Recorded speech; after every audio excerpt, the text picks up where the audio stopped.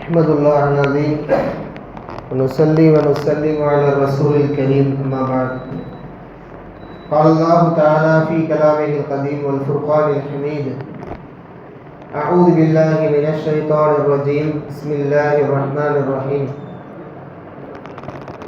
وأما عاد فأهلكوا بريح صرصر عاتية.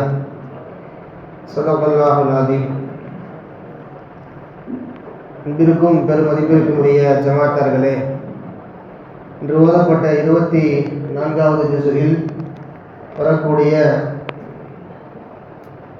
சூரத்துல் காஃபிர், இந்த காஃபிர் சூறாவில் பல நிகழ்வுகளை அல்லாஹ் சுட்டி காட்டுகிறான். இந்த காஃபிருக்கு இன்னொரு பெயர் முஃமின் என்று சொல்வார்கள். இந்த சூறாவுக்கு 2 பெயர் உண்டு. இந்த சூறாவில் அல்லாஹ் சொல்லக்கூடிய மிக முக்கியமான ஒரு வசனம் فَأَخَذَهُمُ اللَّهُ بِذُنُوبِهِمْ. அல்லாஹ் 2 பெருங்கூட்டத்தை பற்றி இந்த ஆயத்திலே சொல்லுகிறான். ஒன்று ஆது சமூகம், இன்னொன்று சமூது சமூகம். இந்த உலகத்தை திரும்பி பார்க்க வைத்த, இந்த உலகத்தில் இது போன்ற ஒரு கூட்டம் இனிமேல் வராது என்று சொல்லக்கூடிய அளவுக்கு ஒரு சர்வாதிகார வல்லமை கொண்ட ஒரு ஆற்றல் படைத்த கூட்டம்தான் இந்த 2 கூட்டங்கள். ஒன்று ஆது, இன்னொன்று சமூது. இந்த 2 பேரும் குர்ஆனில் நிறைய இடங்களில் வருகிறது. ஆதும் சமூதும். ஆது கூட்டம் யார்? இவர்கள் நூஹ் அலைஹிஸ்ஸலாம் அவர்களின் சமூகத்துக்கு பின்பாக, அவர்கள் ஈமான் கொண்ட மக்கள் காப்பாற்றப்பட்ட பின்பாக ஒரு சில நூற்றாண்டுகள் கழித்து இந்த சமூகம் வருகிறது. ஆது என்று சொன்னால் இவர்களின் தலைமைக்கு அந்த பெயரை வைத்திருக்கின்றார்கள். அந்த கூட்டத்தை வழிநடத்தக்கூடிய அந்த தலைவனுக்கு பெயர் ஆது. அதே அந்த கூட்டத்தின் பெயராக கருதப்படுகிறது. என்ன செய்தார்கள் இவர்கள்? அல்லாஹ் இவர்களுக்கு என்னென்ன கொடுத்தான் என்று பார்ப்போம். ஆது சமூகம் சாதாரண கூட்டம் அல்ல. ஒரு சாதாரண மனிதன் மாதிரி அவங்க கிடையாது. ஒரு சாதாரண மனிதனுக்கு இருக்கக்கூடிய இயல்பு, ஒரு மென்மை அவங்கள்ட்ட இல்லவே இல்லை. தோற்றத்தில் அவர்கள் மிகப்பெரிய மனிதர்களை போன்ற ஒரு படைப்பு. மிக உயரமானவர்கள், வலிமை கொண்டவர்கள். எந்த அளவுக்குன்னா, உலகத்தில் மிக முக்கியமான மரம் பேரித்த மரம். அதை ஈஸியாக கையில் பிடுங்க முடியாது. ஆனால் இந்த கூட்டம் என்ன பண்ணுவாங்கன்னா, அவங்க வல்லமையை பயன்படுத்தி பேரித்த மரம் இருக்குல்ல, அதை அப்படியே கையில் பிடிங்கிடுவாங்க. இது அவங்களுக்கு அல்லாஹ் கொடுத்த ஆற்றல். அந்த அளவுக்கு ரொம்ப வல்லமை கொண்ட ஒரு கூட்டம் இவங்க. ஆனால் என்ன பண்ணாங்க? இவ்வளவு ஆற்றல் அல்லாஹ் கொடுத்தும் அவர்கள் அல்லாஹ்வை நிராகரித்தார்கள். சிலை வணக்கத்தை அதிகப்படுத்தினார்கள். அல்லாஹ்வுக்கு மாறு செய்தார்கள். இந்த விஷயத்தை எல்லாம் தடுப்பதற்கு அந்த கூட்டத்திற்கு நபி ஹூது வருகின்றார்கள். ஹூது என்ற சூறாவும் குர்ஆனில் இருக்கிறது. சூரா ஹூது. அப்போ ஆது சமூகத்தின் இந்த அக்கிரமங்களை அடக்குவதற்கு குர்ஆனில் ஹூது என்ற நபி வருகிறார் என்ற வசனமும் இருக்கிறது. இந்த ஹூது சொல்லுகிறார், நீங்க அல்லாஹ்வை மதிக்கணும், அல்லாஹ்வை வணங்க வேண்டும், அல்லாஹ்வை தவிர யாரும் கடவுள் அல்ல, என்னை நீங்கள் நபியாக இருக்க வேண்டும். இவர்கள் எதையுமே காது கொடுத்து கேட்கல. அவங்க என்ன சொன்னாங்க? உலகத்திலே நாங்கள் தான் வலிமை மிக்க மக்கள், உடல் ரீதியாகவும் சரி மன ரீதியாகவும் சரி, எங்களை மாதிரி ஒரு படைப்பு உலகத்தில் இதுக்கப்புறம் வரவே வராது அப்படின்னு சொன்னாங்க. அது உண்மைதான். அதுக்கப்புறம் அந்த மாதிரி ஒரு படைப்பு வரவே இல்லை. ரொம்ப உயரமான மக்கள், ரொம்ப வலிமை வாய்ந்த மக்கள். எப்படி ஒரு சாதாரண மணல் மேடு அவங்க பார்த்தாங்க அப்படின்னா அங்கே போய் வீடு கட்டிடுவாங்க. கிடைக்கிற இடத்துல வீடு கட்டுவாங்க. ஏழைகளை துன்புறுத்துவார்கள். எப்படி வீடு சாதாரண வீடு அல்ல.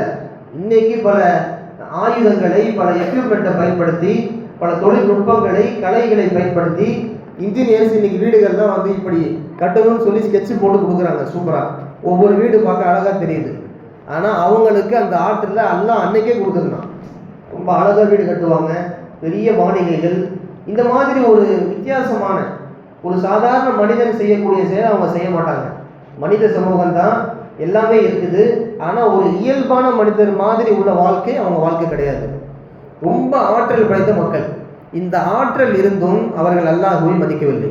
இந்த ஆற்றல் இருந்தும் அவர்கள் இறைவனை கொஞ்சம் கூட நினைத்து பார்க்கவில்லை. நம்ம யார் படைத்தார், நம்ம யார் வந்து ஆட்டி படைக்கிறார், இந்த நபி ஏன் இப்படி சொல்றாங்க, அப்ப அல்லாஹ்ன்ற ஒருத்தர் இருக்கானா அப்படின்ற அந்த எண்ணம் கொஞ்சம் கூட அவங்கள்ட்ட இல்லை. எங்க வாழ்ந்தாங்க அப்படின்னா இரம் அப்படின்னு சொல்லப்படக்கூடிய ஒரு இடத்துல வாழ்றாங்க இந்த மக்கள். குர்ஆன்ல அது கூட வருது. சூரத்துல் ஃபஜ்ர்ல நீங்க பார்த்தீங்கன்னா இரம ஸாத்தில் இமாத் அல்லாஹ் சொல்கிறான், இவர்கள் நிறைய தூண்களை கொண்ட இடத்தில் வாழுகின்றார்கள். அந்த இடத்துக்கு பெயர் இரம். இரம் என்ற ஒரு இடம், அந்த இடத்துல அவங்க வாழ்றாங்க அந்த மக்கள். அல்லத்தி லம் யுஹ்லகு மிஸ்லுஹா ஃபில் பிலாத், ஊர்கள்ல உலகத்துல இந்த மாதிரி ஒரு நகரம் நான் படைச்சதே இல்லைன்னு சொல்றாங்கல்ல. அவ்வளோ பெரிய ஒரு இந்த இடம் பார்த்தீங்க அப்படின்னா இதெல்லாம் மனுஷனா கட்டினா இந்த பில்டிங்கை அப்படின்னு கேட்குற மாதிரி இருக்கும்.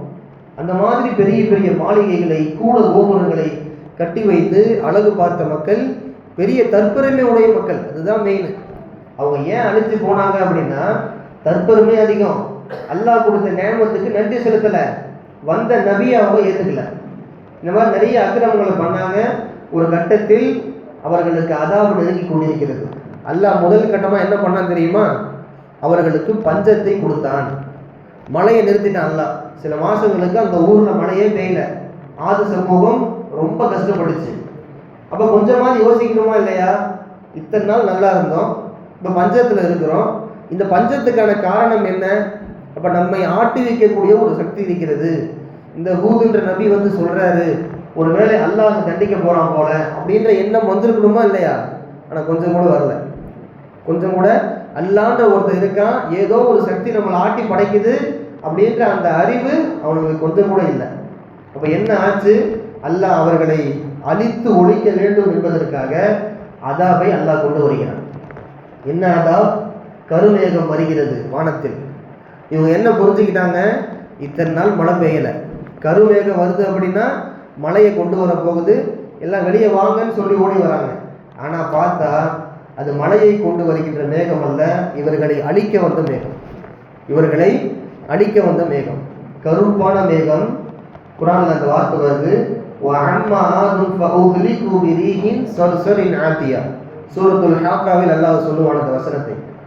என்ன அர்த்தம் இந்த ஆயத்துக்கு, ஸ்வர்சர் என்று சொல்லப்படக்கூடிய கடுமையான குளிர் கொண்ட, நிறைய சப்தம் கொண்ட, பெரும் சப்தம் கொண்ட அந்த காற்றை நான் அனுப்பி ஆது கூட்டத்தை அழித்தேன் என்று சொல்லுகிறான் அல்லாஹ்.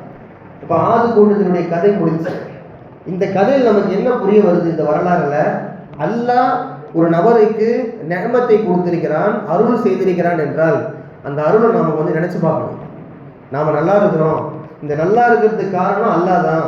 அல்லான்ற ஒருத்தன் இல்லை அப்படின்னா நான் இன்னைக்கு இந்த நிலைமையில இருக்க மாட்டேன் அப்படின்னு கொஞ்சம் நினைச்சு பார்க்கணும். நம்ம நினைக்கல, அல்லாஹ் இது போன்ற இந்த கூட்டத்திற்கு போன்ற பாடத்தை நமக்கு நிச்சயம் புகட்டுவான். அல்லாஹ் இந்த நிலைமையில நம்மளை பாதுகாக்கணும். இந்த பக்கம் ரெண்டாவது கூட்டம் பார்த்தீங்கன்னா சமூது. இவங்களோட கொஞ்சம் எக்ஸ்ட்ரானரியாக உள்ளவங்க. இவங்க என்ன பண்ணுவாங்க தெரியுமா, ஆது கூட்டம் அழிந்ததற்கு பின்பாக வந்த கூட்டம் சமூது. இந்த சமூது கூட்டமும் கிட்டத்தட்ட ஆதை போன்றுதான். ஆனால் இவங்க வாழ்ந்த இடம் வேற. அவங்க இரம் என்ற இடத்தில் வாழ்ந்தார்கள், இவர்கள் ஹிஜ்ர் என்ற இடத்தில் வாழ்ந்தார்கள். ஹிஜ்ர் என்ற இடத்துல அவங்க வாழ்றாங்க இந்த சமூகம். இவங்க என்ன பண்ணுவாங்க அப்படின்னா, ஒரு பெரிய மலையை பார்த்துட்டாங்க, அந்த மலையில அப்படி கையை வச்சு ஓட்டம் போட்டு மலையை அப்படி நீடா மாத்திடுவாங்க. மலையை நீடா மாத்திடுவாங்க. எப்படி மாற்ற முடியும், அல்லாஹ் கொடுத்த ஆற்றல் அது. ஜாபு சஹ்ர பில் வாதி குர்ஆன்ல வருது, சூரத்துல் ஃபஜ்ர். ஜாபு சஹ்ர பில் வாதி. என்ன பண்ணுவாங்க, மலைகளை அவர்கள் கையால் குடைந்தெடுப்பார்கள். நாம் அந்த சவுல் இருக்கு, இங்கே கை வச்சா ஓட்டை ஆகுமா, நான் சமூக கூட்டம் கை வச்சா இங்கே ஓட்டை ஆகும். அப்படி ஒரு ஆற்றல் எல்லாம் கொடுத்துருந்தான். பெரிய மலை மாதிரி இருக்கும், ராட்சச மலை. அந்த மலை கிட்ட அவங்க ஏறி நடுவில் இப்படி கையை போட்டாங்கன்னா ட்ரில்லிங் மிஷின் மாதிரி மலை ஓட்டையாகும். இப்படி ஒரு ஆற்றல் எல்லாம் கொடுத்துருந்தான் அவங்களுக்கு, இந்த சமூக கூட்டத்துக்கு. ஏன் கொடுக்குறான் அல்லாஹ், இவங்க என்ன நினைச்சு பார்ப்பாங்க அப்படின்ற ஒரு நம்பிக்கை ரப்புக்கு. ஆனால் அவங்களும் நினைச்சு பார்க்கல. அப்ப சமூக கூட்டத்துக்கு அல்லாஹ் சாலிஹ் என்ற ஒரு நபியை அனுப்புகிறார். இங்க எப்படி ஹூது வந்தாரோ ஆதுக்கு, இங்க சமூதுக்கு சாலிஹ் வருகின்றார். சாலிஹ் அலைஹிஸ்ஸலாம் அவங்கள பத்தின விஷயம் குர்ஆன்ல வருது. இப்ப சாலிஹ் இந்த நபி வந்து சொல்றாரு, வா நீங்க ரொம்ப அக்கிரமம் பண்றீங்க, இந்த அக்கிரமெல்லாம் தாங்காது, அல்லாஹ்வை பயந்து கொள்ளுங்கள், அல்லாஹ்வை நீங்கள் பயப்படலை, பெரிய அதாப் வந்துடும். நீங்கள் சிலையை வணங்குறதை விட்டுருங்க, தற்பெருமை அடிக்காதீங்க, நிச்சயம் அல்லாஹ்வின் வேதனை உங்களை நோக்கி வந்து கொண்டிருக்கிறது என்று எவ்வளவோ எச்சரிக்கை செஞ்சாங்க. ஆது கூட்டம் மாதிரியே ரொம்ப தம்பட்டம் அடைத்து கொண்டு பெருமையோடு சுற்றி கொண்டிருந்த இந்த கூட்டம் அல்லாஹ் என்ன செஞ்சான் தெரியுமா? அவர்களை அல்லாஹ் என்ன பண்ணான் அப்படின்னா, ஒரு பெரிய காற்றை கொண்டு வந்து அழிச்சு விட்டான் ஆது கூட்டத்தை. சமூது கூட்டத்தை அல்லாஹ் என்ன பண்ணா, ஒரு பெரும் சப்தம்,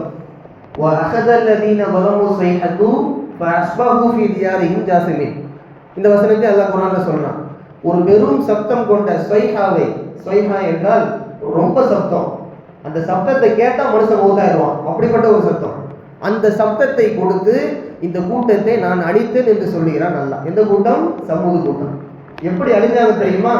கேவலமா அழிஞ்சு போனானுங்க. எந்த மாதிரி? மலைகளுக்குள்ளதான் அவங்க வீடு இருக்கும். அல்லாஹ் சொல்றான், இந்த சப்தத்தை நான் அனுப்பியதற்கு பின்பாக அவர்கள் என்ன பண்ணாங்க, அங்க ஓட முடியல, இங்க ஓடல, ஒளிய முடியல. சப்தத்தை கேட்ட உடனேயே அந்த கூட்டம்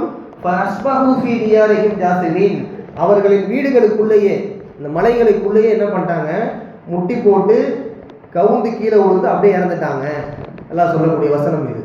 அப்ப அல்லாஹுவை நிராகரித்து விட்டோம் என்று சொன்னால், அல்லாஹுவின் அருளில் நாம் நம்பிக்கை இல்லை என்று சொன்னால், அவன் கொடுத்த நிஅமத்திற்கு நன்றி செலுத்தவில்லை என்று சொன்னால், ஒரு ஆது கூட்டத்தை போன்று, ஒரு சமூக கூட்டத்தை போன்று அல்லாஹ் ஒரு சமூகத்தை அழிப்பதற்கு ஒரு நொடி கூட ஆகாது. அதனால்தான் துஆ கேட்கும் போது நம்ம கேட்போம், யஹூதிகளையும் நஸ்ரானிகளையும் காஃபிர்களையும் முனாஃபிக்குகளையும் யா அல்லாஹ் ஆது கூட்டத்தை போன்று சமூக கூட்டத்தை போன்று அழித்து ஒழித்து விடு. ஏன் சொல்றோம் தெரியுமா? உலகத்திலேயே மோசமான கூட்டம் ஆது கூட்டம், சமூக கூட்டம். அதனால தான் நம்ம துவாவே அப்படி கேட்குறோம். ஏன்னா அவங்களுடைய அழிவு ரொம்ப மோசமான அழிவு. இப்போ அன்பிற்குரிய மக்களே, நாம் அல்லாஹுவை நினைத்து அவன் அருட்கொடைகளை நினைத்து பார்த்து அல்லாஹுவை நெருங்கி வாழக்கூடிய, அவன் மீது பாசம் வைக்கக்கூடிய நல்லதொரு வாய்ப்பை, வாழ்க்கையை இறைவன் நம்ம எல்லோருக்கும் தந்தருள் வாய்ப்பானாக. வாஹிர் தஅவானா அல்ஹம்துலில்லாஹி ரப்பில் ஆலமீன். அஸ்ஸலாமு அலைக்கும் வரஹ்மத்துல்லாஹி வபரகாத்துஹு.